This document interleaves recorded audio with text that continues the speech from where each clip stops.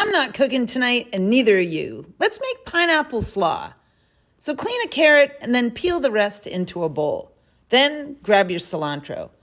Peel those cute little leaves off of the stem and keep the stem because that's where all the flavor's at.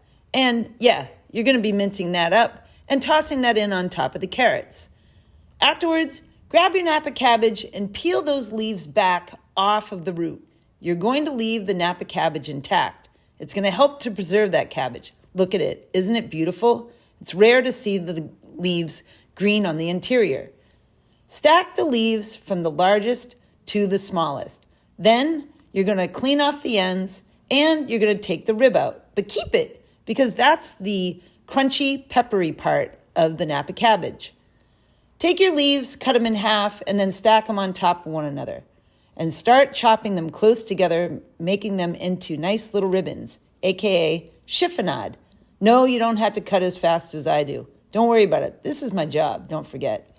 Yep, that's right. Grab those ribs and start chopping them up into nice little thin bite-sized pieces. And then throw that all in on top of the cilantro and the carrots. Then add a pinch or two of salt. Toss it all together because you want the flavors of all those vegetables to come to the fore. Once you have it together, let's focus on the pineapple. I bought a cup of pineapple because I didn't feel like cleaning one. And now I'm going to just chop it up into bite-sized pieces, and you can too, or whatever size you want. I need the bite-sized pieces, however, to counteract the heat from the dressing. Get the pineapple in on top of that slaw, toss it, and set it off to the side. Now let's focus on the dressing. I'm going to be working with 2 different peppers here. You don't have to. Feel free to use just one. But you're going to clean the membranes and the seeds out of both the peppers because, really, who likes seeds? They're annoying. Number 2, they really do actually contribute a bit more heat. So if you're really sensitive to heat, make sure you get them out there. Also, like I was saying about the pineapple being the counterbalance to the heat in the peppers, I meant it. Here's how that works. The enzyme bromelain found in pineapples helps to counteract the capsaicin, the enzyme in the peppers, that contributes all the heat.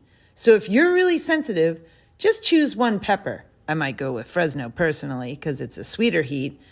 And add as much or as little pineapple as you want. Then get those diced peppers into a container or into a blender. Add in your fresh ginger, then your rice vinegar, your lime juice, your soy sauce, your honey, your sesame oil, and then your salt and pepper. If you think at this point in time the pepper's going to be a bit too much for you, don't add it. It's not a make it or break it ingredient anyways. Then start to blend it up and stream in the extra virgin olive oil. Remember, fat carries flavor, and you want all that flavor to be contributing to this beautiful salad. Toss and coat, and then open up a bag of frozen quinoa. That's right. Remember, we're not cooking. Toss all that quinoa in there, and then top it off with some beautifully colorful black sesame seeds. And bam, look at that. You didn't cook, and you made a pineapple Napa Slaw.